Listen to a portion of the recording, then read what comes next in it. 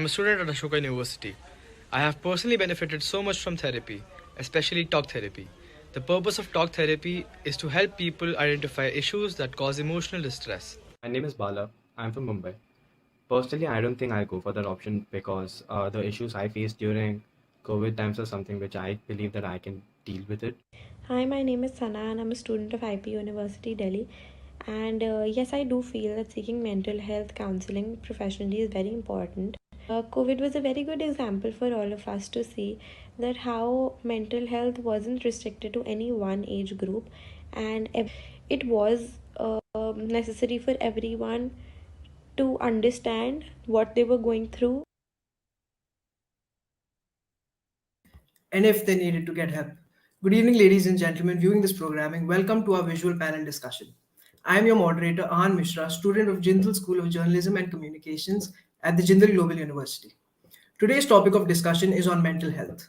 The Constitution of the World Health Organization, in its constitution, defined health as uh, a state of complete physical, mental, and social well being. A train of thought that raises the question on today's topic: are younger people more prone or susceptible to mental health illnesses as compared to the older generation, especially in light of the COVID 19 pandemic, which I sense our excellent trio of panelists may use as arguments? Kindly allow me to introduce our panelists for this discussion. Professor Ruby Grace is a psychologist with an experience of 14 years in the field. She completed her MA in psychology from Chaudhry Charan Singh University in Meerut in 2005. She is a student psychologist and a counselor who also works as a coordinator at the Global University. Thank you for joining us, Professor. Next, we have Ananya Pant, a psychology graduate from Delhi University.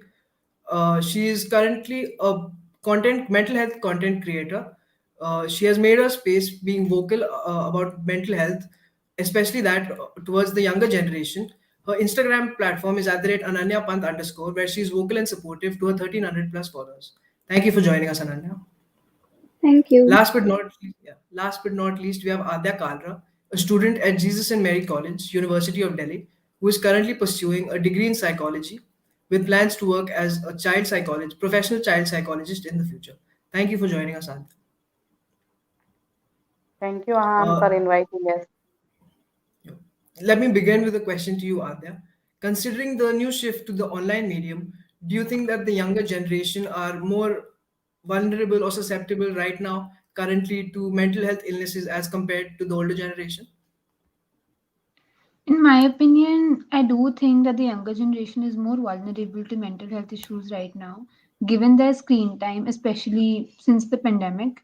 But either way, the youth is constantly distracted. I mean, constant notifications demand our time and attention away from whatever we do, be it productive or unproductive for that matter.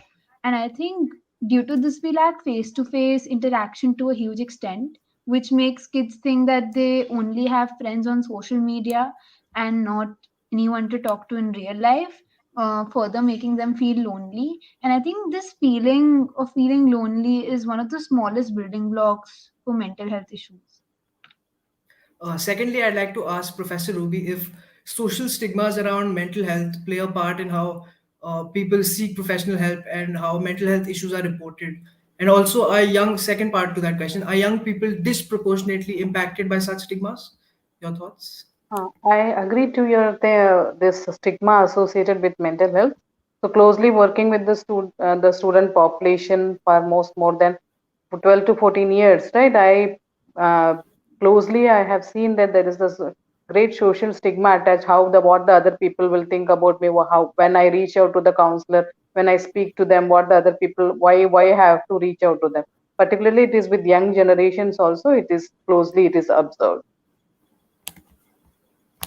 Ananya, what are your thoughts on this?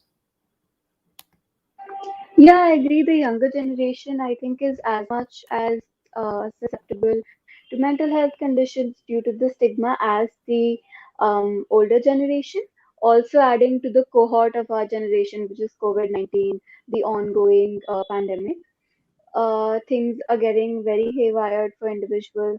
In fact, kids nowadays are reaching their developmental goals a lot later because they're always stuck to their phones, and being outside was an important part of childhood. But now, since everything is happening on our laptops and our devices, things are very different, and it's impacting our mental health and our physical health in a negative way.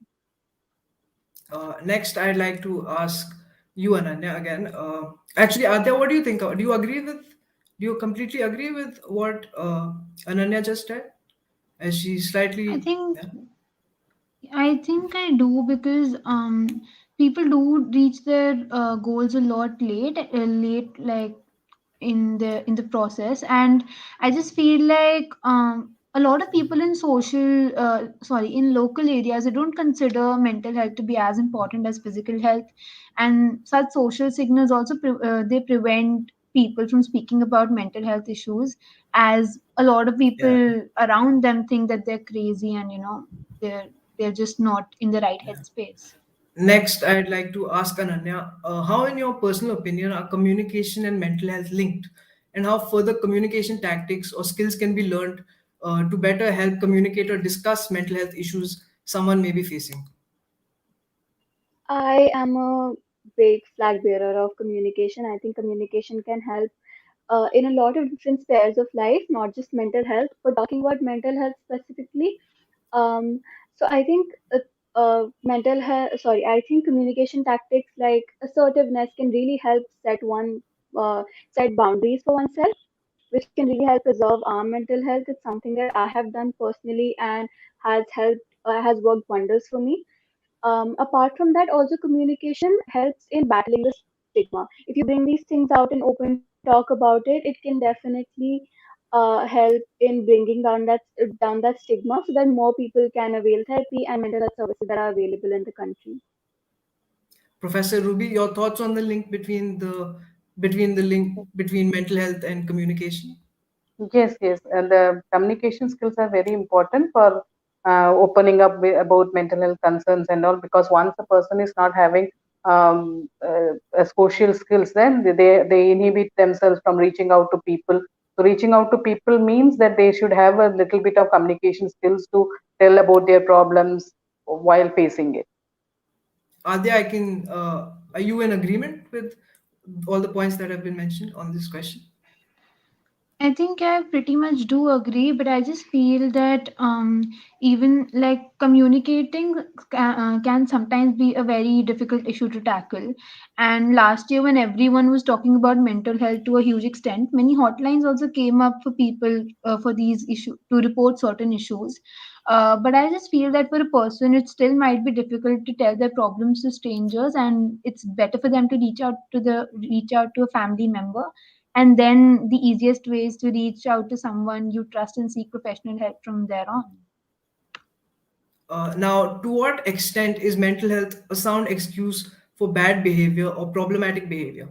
Can it only be noticeable in younger people as they may be immature, or can this be, or are older people likely to use this as an excuse as well? Mental health as an excuse. Would you like to start us off, Professor Ruby?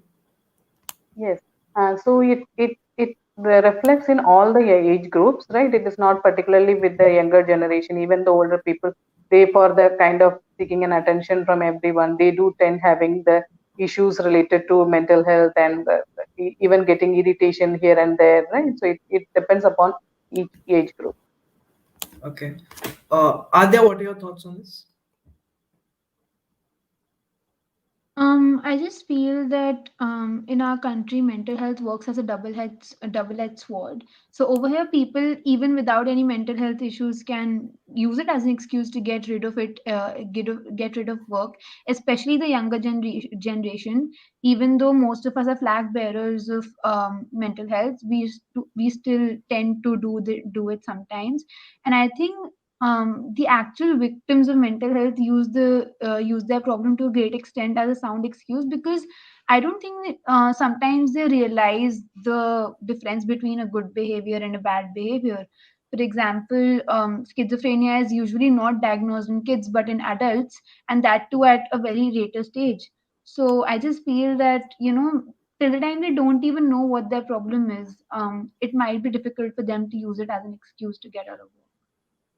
Ananya, the floor is yours. Your thoughts on mental illness as sound excuse for um, bad behavior or problematic behavior? Right. So I feel that it is seen across age groups. People of all age groups can do this, and I don't think that it's a sound excuse, to be honest. I have personally worked with people who have had personality disorders like BPD, etc., and they have never really used their behavior as their mental illness as an excuse for their behavior. In fact, they have made it very clear through communication that things might slip up, but they never use it as an excuse for their behavior and always come around and apologize if things go wrong. So I don't think it's an excuse for bad behavior. Lastly, Adya, do you think it is easier for the younger generation to seek help for the betterment of their mental health, or is it normally easy for both younger generation and the older generation? I feel that many people might think that the younger generation still might have an edge there, as the topic of mental health has been normalized to a huge extent on social media.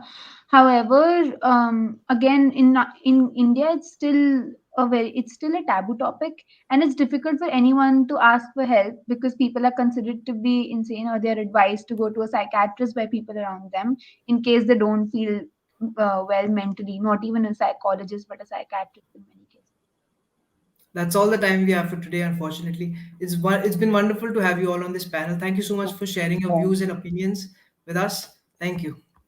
thank Thank you. To our Thank viewers, kindly you. stay tuned for more panel discussions coming your way from JSGC TV.